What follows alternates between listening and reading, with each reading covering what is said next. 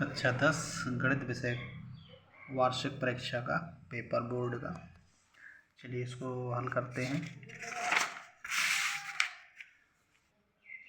पहला प्रश्न, सही विकल्प चुनकर लिखिए। तो इसका हो जाएगा आपका पहले का बी नंबर सही 22, यानी AP -3 -1/2 2 का 11वां पद। इसको हल करेंगे तो 22 आएगा। शंकु की त्रियक ऊंचाई का सूत्र लिखिए। तो इसका सही उत्तर हो जाएगा D, L = √r² + h²। तीसरा प्रश्न है 6, 20 का HCF 2 आएगा, हल करेंगे। त्रिघात बहुपद के कितने शून्यक होते हैं? तो इसका सही उत्तर हो जाएगा 3। त्रिघात बहुपद के 3 शून्यक होते हैं और द्विघात बहुपद के 2 होते हैं। रैखिक बहुपद का 1 शून्यक होता है। पांचवा प्रश्न है कि एक अद्वितीय हल होने की शर्त लिखिए। अद्वितीय हल होने की शर्त होता है A1/A2 बराबर नहीं B1/B2, यानी B सही हो जाएगा। द्विघात समीकरण का मानक रूप लिखिए। छठवां प्रश्न, इसका सही उत्तर जाएगा C, AX² + BX + C = 0। इसके बाद अगला प्रश्न है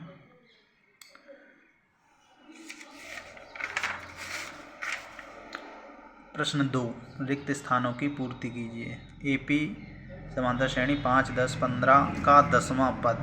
तो 5 का ये पहाड़ा लिखा हुआ है, 10वां पद होता है 50, तो इसका आंसर हो जाएगा 50। सभी रिक्त स्थान त्रिभुज समरूप होते हैं तो समबाहु आ जाएगा इसका सही उत्तर। किसी बिंदु की x अक्ष से दूरी को कोटि कहते हैं, कोटि कहलाती है। तो यहाँ कोटि भर लेंगे।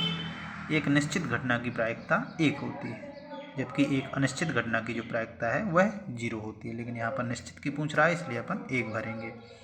अगला प्रश्न है 5वां, √2 एक अपरिमेय संख्या है, बिल्कुल सही है। तो इसमें अपरिमेय भर लेंगे 5वें प्रश्न में। श्रीधराचार्य ने एक सूत्र प्रतिपादित किया जिसे अब द्विघाती सूत्र के रूप में जाना जाता है। तो यहाँ पर द्विघाती सूत्र भर देंगे। इस तरह से ही हमारे रिक्त स्थान पूरे हो गए। इसके बाद है अगला प्रश्न तीसरा। तो प्रश्न 3 में है सही जोड़ी मिलाइए। तो इसमें पहला है बिंदु 0, 4 और 3, 0 के बीच की दूरी। तो दूरी सूत्र लगा करके इसको हल करेंगे तो इसका सही आ जाएगा D, 5। फिर है दूसरा घनाभ का आयतन। घनाभ का आयतन होता है लंबाई गुणे चौड़ाई गुणे ऊंचाई, तो B × A × C ये आ जाएगा सही। वर्ग का क्षेत्रफल, वर्ग का क्षेत्रफल होता है भुजा स्क्वायर, यानी A² आ जाएगा। चौथा है sin² A + cos²A, तो इसका सही उत्तर हो जाएगा, ये त्रिकोणमितीय सर्वसमीकरण होती हैं, पहली है, तो इसका आएगा 1। पाँचवा है tan 90 डिग्री -A, तो ये आ जाएगा cot A, सूत्र होता है।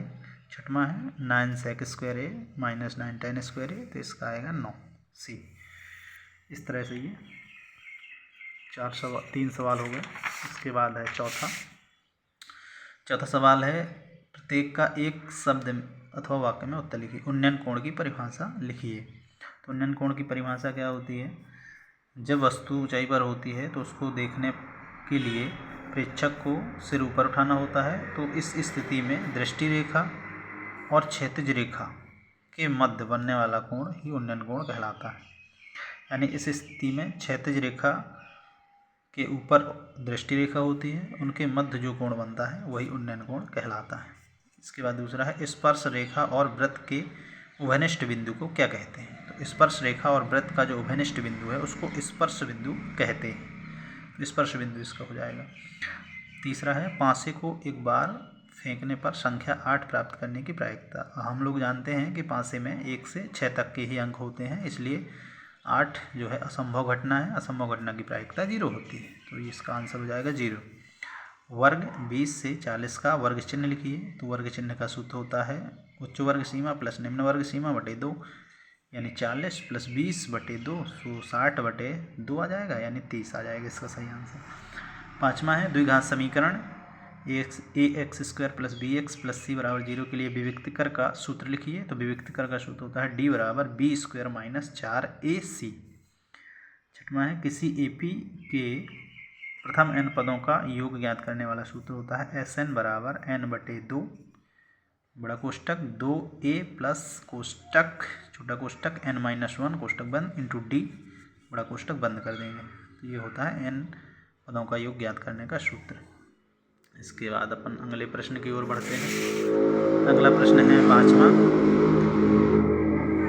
निम्नलिखित में सत्य असत्य लिखिए। तो बिंदु पहला है बिंदु 7,1 और 0,0 के बीच की दूरी 5√2 है, तो ये सत्य है। इसको हल करने में 5√2 ही आता है। दूसरा है शंकु का आयतन बेलन के आयतन का आधा होता है यदि शंकु एवं बेलन की त्रिज्या ऊंचाई समान हो, तो यह असत्य है क्योंकि शंकु का आयतन बेलन के आयतन का 1/3 होता है, न कि आधा, तो असत्य हो जाएगा। तीसरा है दो समरूप त्रिभुजों की संगत भुजाएं समानुपाती होती हैं, ये सत्य है क्योंकि समरूप त्रिभुजों की ये दूसरी शर्त होती है कि संगत भुजाएं उनकी समानुपाती होती है। चौथा है दो समरूप त्रिभुजों के क्षेत्रफलों का अनुपात इनकी संगत भुजाओं के अनुपात के बराबर होता है, यह असत्य है क्योंकि क्षेत्रफलों का अनुपात उनकी भुजाओं के वर्गों के अनुपात के बराबर होता है। इसके बाद है 5वां, दृष्टि रेखा प्रेक्षक की आँख को उस वस्तु के बिंदु को मिलाने वाली रेखा होती है, तो यह सत्य है।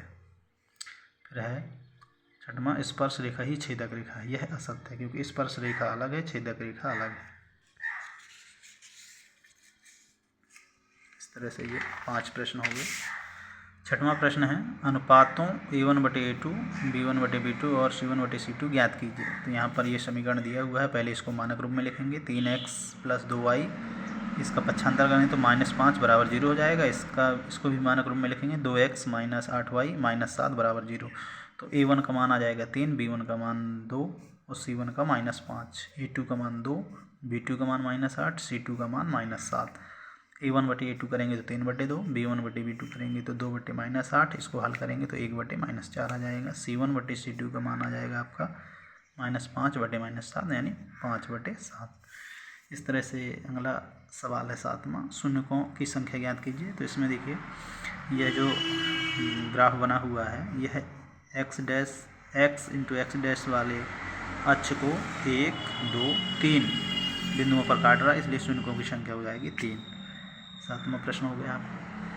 फिर ये है 8वां प्रश्न, इसी तरह हल कर लेंगे इसको। ये है 9वां प्रश्न। 10वां प्रश्न, आधारभूत समानुपातिकता प्रमेय का कथन लिखिए। इसके अथवा वाला एक सवाल है जो कि आधारभूत समानुपातिकता प्रमेय से हल होगा, इसको हल किया गया है, इसको नोट कर सकते हैं आप। उसके बाद अगला पेज,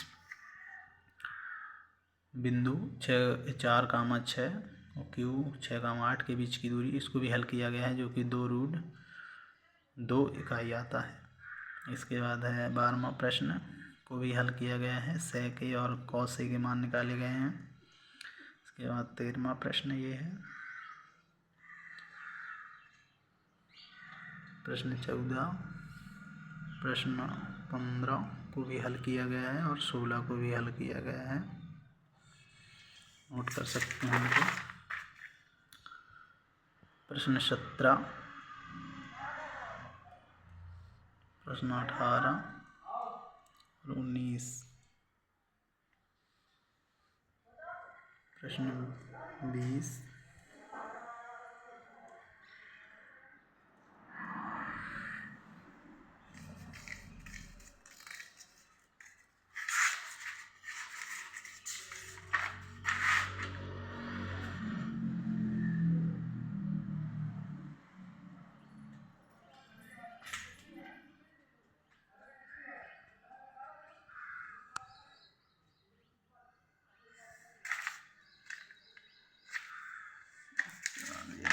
पूरा